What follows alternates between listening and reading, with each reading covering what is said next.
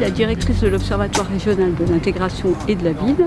Donc on est l'un des co-organisateurs du colloque international sur la prévention de la radicalisation qui vise à articuler les notions de polarisation sociale, de radicalisation et de résilience collective. En fait, depuis 2015 où en France se développent des actions de prévention de la radicalisation, on se rend compte quand même qu'il y a plein de manières d'approcher cette question très différentes, que en fait on est beaucoup à s'être questionné sur cette injonction finalement de travailler sous l'angle du processus de radicalisation, alors qu'il y a peut-être des enjeux multiples pour aborder cette question.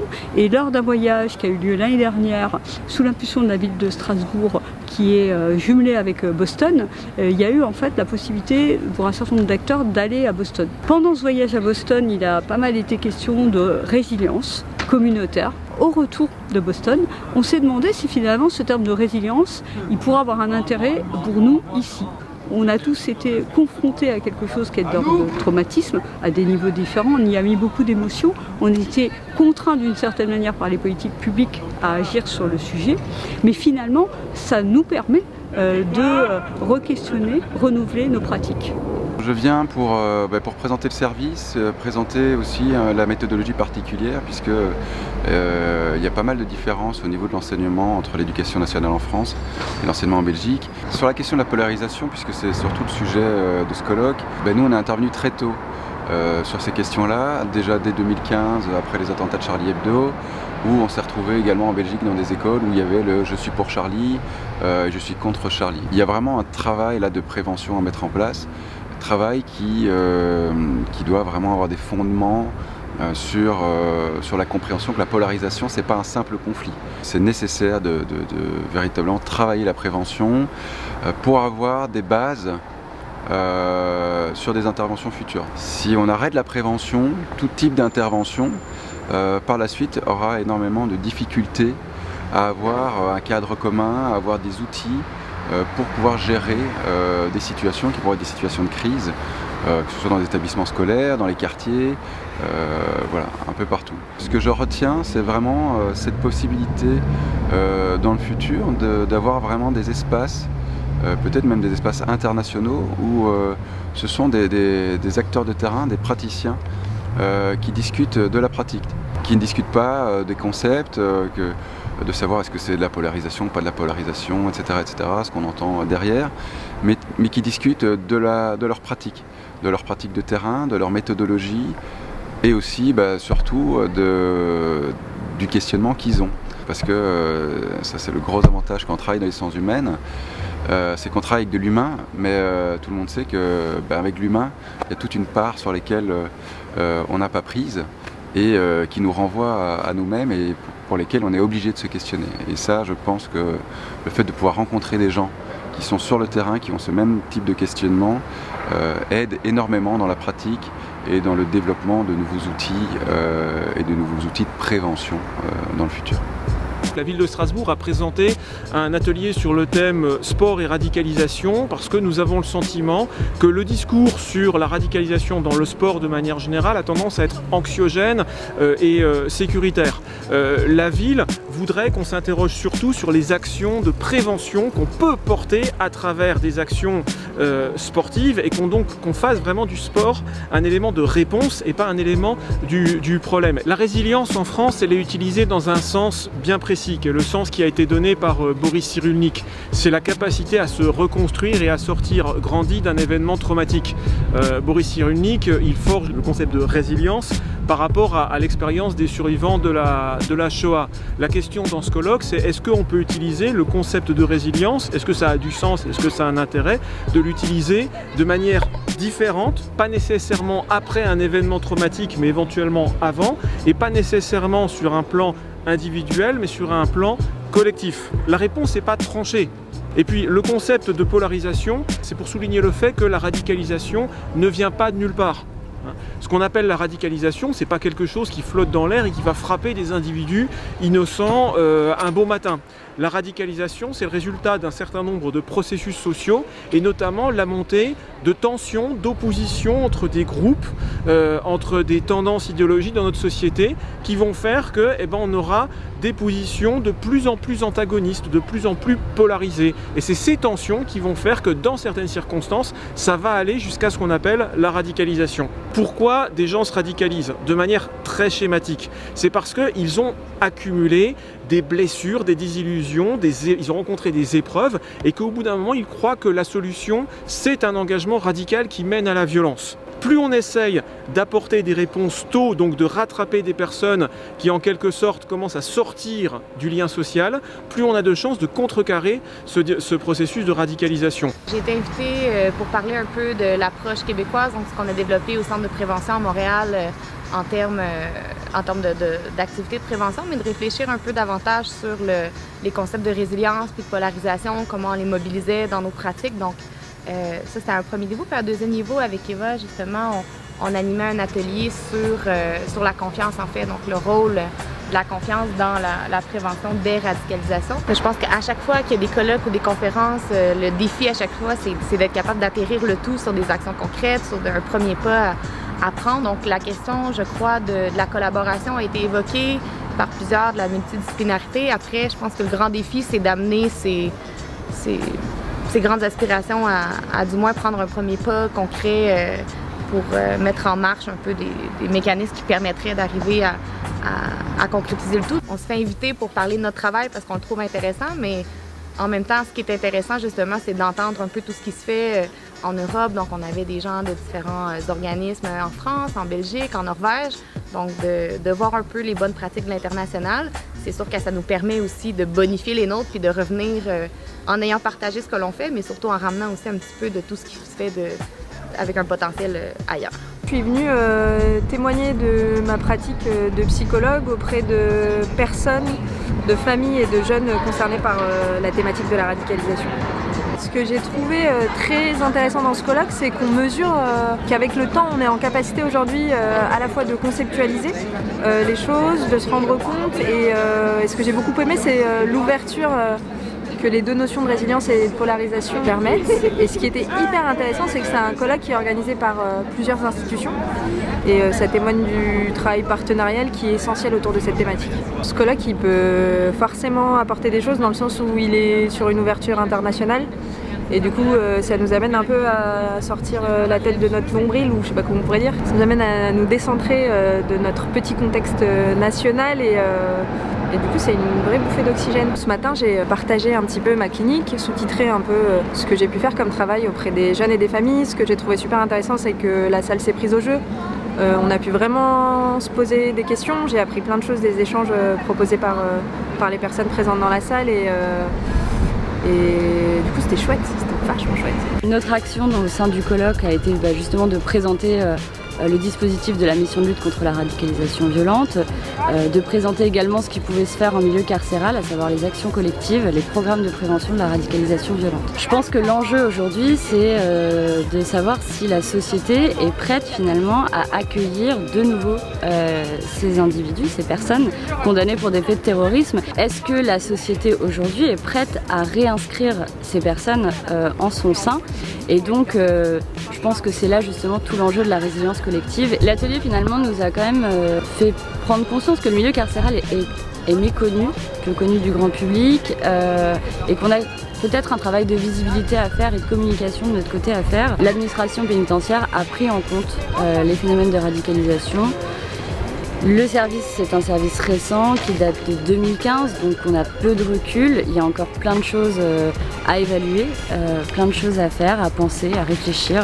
Se retrouver dans ce colloque nous permet toujours de nourrir notre pratique, de nourrir notre réflexion et de nous tourner finalement vers l'avenir. En tant qu'organisateur de ce colloque-là, j'ai cherché en fait à amener sur ces thématiques les institutions actives sur les questions de radicalisation. Alors le but de tout ça, c'est d'amener des réflexions qu'on n'a pas l'habitude d'avoir en France, qui nous ont été amenés par des collègues, entre autres américains, lors d'un voyage d'études à Boston, où on a essayé de réfléchir à deux concepts, la polarisation sociale et la résilience collective. Et donc l'idée, c'était d'amener les institutions à se poser eux-mêmes les questions. Comment ces concepts-là font écho chez eux, dans leurs pratiques quotidiennes, dans leurs missions qui sont les leurs. Ce que j'ai trouvé intéressant, c'est que j'ai fait intervenir une Allemande qui travaille en prévention dans les écoles, auprès des travailleurs sociaux, sur les questions d'extrémisme, d'extrême droite et de djihadisme. Et donc ce qui était intéressant, c'est de voir qu'en Allemagne, on travaille depuis 40 ans sur les questions d'extrême droite et que depuis les attentats islamistes, ils ont été amenés à retravailler leur concept développé sur l'extrême droite pour l'appliquer au djihadisme et donc d'amener de toutes les manières une conception globale de l'extrémisme et de la radicalisation. Comment est-ce que plus il y a de djihadistes, plus il y aura une extrême droite qui va craindre et amener un discours de haine contre l'islam de manière générale, et plus ce discours de haine contre l'islam sera présent dans la société, plus les djihadistes ou les salafistes ou les islamistes auront de la matière pour se sentir discriminés et pour s'appuyer sur cette stigmatisation et cette discrimination qui est réelle et ainsi à nouveau alimenter les discours d'extrême droite. Moi ce que j'espère, c'est que chacune des institutions qui travaillent sur les questions de radicalisation puisse s'emparer du concept de polarisation et donc de prendre en compte l'ensemble des radicalités de la même manière. La résilience, c'est la capacité de la société de résister à ces tendances fragmentaires et vers la polarisation et la violence. Mais ce n'est pas juste contre des attentats terroristes, c'est aussi contre les campagnes d'influence malignes dans les médias sociaux. Comment la société, comment les jeunes surtout peuvent résister à cette attraction vers l'outrage. Et pour moi, c'est un problème aussi grave que comment la société peut résister contre des attaques violentes. Il y a la bonne volonté, mais sans engagement avec les jeunes qui sont impliqués, je vois mal comment ça peut se produire. Ce que je vois, non seulement ici, mais partout, c'est qu'il y a un manque de participation des jeunes impliqués. Donc, il n'y a pas de dialogue avec eux, avec les soi-disant experts. Et pour moi, c'est quelque chose, pas seulement qui manque, mais quelque chose de grave. Ce n'est pas juste des plans qui viennent du ciel qu'il faut ériger et appliquer. Ça vient des jeunes eux-mêmes, des idées, comment ça peut changer. Et ça, je vois pas beaucoup d'input de ce côté-là. Justement, la bonne volonté de tout le monde, c'est-à-dire ils sont très sincères, qu'ils veulent faire quelque chose, qu'ils veulent apaiser la polarisation sociale, et ils sont ouverts, je pense, à ce genre d'engagement, mais les institutions, comme ils sont construits maintenant, ne favorisent pas cet engagement. Mais peut-être avec l'activité des gens sortant de ce colloque, ça peut se passer. Ce matin, j'étais assez frappé par la conférence de Scott Atran, parce que j'avais lu déjà les articles de ce chercheur, mais je ne l'avais jamais vu en conférence. Et j'étais davantage frappé par la question des valeurs. Et donc à l'entendre, Scott Atran, j'ai pu vraiment articuler plus facilement comment la question de la valeur, des valeurs, peuvent être intégrées à ma pratique d'accompagnement individuel et groupal des individus pris dans des processus de radicalisation violente. En termes de polarisation, ce que j'observe, c'est notamment au niveau de différents systèmes, notamment du système familial, comment des systèmes qui seraient trop rigides refuseraient de tolérer un point de vue différent du leur, et ce qui pourrait conduire à rejeter cette différence, cette altérité. La résilience, ce serait peut-être comment faire avec cette différence, comment faire avec la divergence d'opinion, comment faire avec la critique. Je dirais que le système familial, un système familial résilient, est un système familial qui tolère la différence, qui tolère la critique, qui tolère le fait qu'il n'y a pas une vérité et que la vérité ne va pas descendre du parent. Dans le groupe de travail que j'animais tout à l'heure autour des familles, j'ai été touché, on peut le dire, par la présence de mamans qui font partie de ce groupe de mamans qui œuvrent en prévention, que nous coordonnons, que nous aidons à la Maison des Adolescents. Je m'appelle John McKinsey et je suis éducateur spécialisé dans une association qui s'appelle l'ASTU. ASTU, ça veut dire Action Citoyenne Interculturelle. Je suis là parce qu'en fait l'ASTU, depuis très longtemps, travaille sur les questions d'endoctrinement. On préfère dire endoctrinement plutôt que radicalisation parce qu'en fait la radicalisation, ça sous-entend que c'est quelque chose de mauvais, mais c'est vrai qu'il y a certains partis politiques qui s'appellent les partis radicaux de gauche et c'est pas forcément quelque chose de nocif. L'endoctrinement, c'est autre chose, ça veut vraiment dire qu'en fait le jeune ou l'adulte, il est happé par une idéologie néfaste qui est mauvaise pour lui. C'était mon directeur qui m'avait parlé de ce colloque. Et du coup, je suis allé à une première réunion d'information où en fait il y avait l'ORIV, les EIS et puis d'autres acteurs sociaux. Ce qui est intéressant, c'est qu'il y avait une volonté de travailler tous et toutes ensemble pour pouvoir créer une réponse collective. Et la question de l'endoctrinement, c'est quelque chose qui nous travaille beaucoup, qui est perturbante et qui puis, si on peut apporter nous des réponses et recevoir d'autres types de réponses de la part des autres acteurs, c'est parfait, quoi. Notre sujet, c'était en quoi l'éducation populaire peut être un moyen de lutter contre l'endoctrinement. Et nous, le principe de l'éducation populaire, c'est la volonté d'apprendre pour le peuple et par le peuple. Donc si je peux échanger une expérience ou un point de vue qui me paraît important et qui peut être important pour les autres, voilà, moi je suis pour. Et après, avoir les réponses des interlocuteurs, ça pourrait me permettre de pouvoir approfondir encore mieux le sujet et puis aussi mes connaissances. Je crois que c'était Michel Blanc qui disait qu'il n'y avait pas forcément que du positif dans la résilience collective.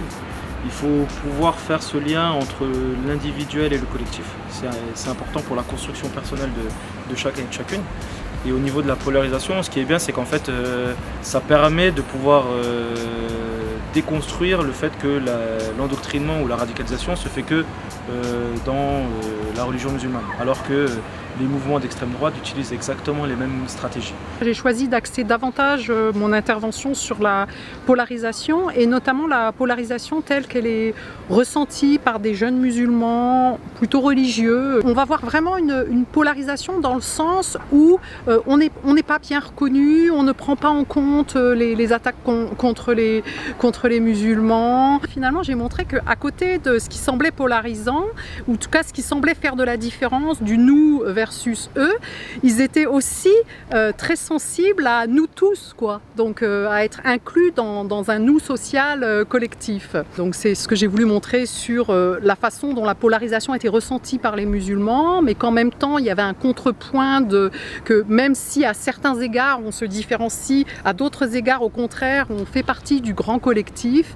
Et puis dernier point, montrer que ben oui, la polarisation et notamment l'aspect discriminatoire, c'est quelque chose à double détente parce que ça fait perdre aussi du temps et de l'énergie. Et ce qu'on a aussi appelé résilience, pour le dire avec des termes simples, moi je dirais c'est un petit peu la capacité d'agir qu'on a collectivement après un moment dur, après un moment d'épreuve. Ça peut être un attentat, ça peut être aussi dans d'autres contextes une tempête. Enfin voilà, la capacité collective d'agir après un moment difficile. Discuter entre professionnels et universitaires, ça me semble prometteur. Il me semble que ça va renforcer encore les possibilités de collaboration ponctuelle ou durable. Je pense que ce type de rencontre permet justement qu'on tisse encore davantage le réseau et qu'on perçoive encore davantage nos complémentarités.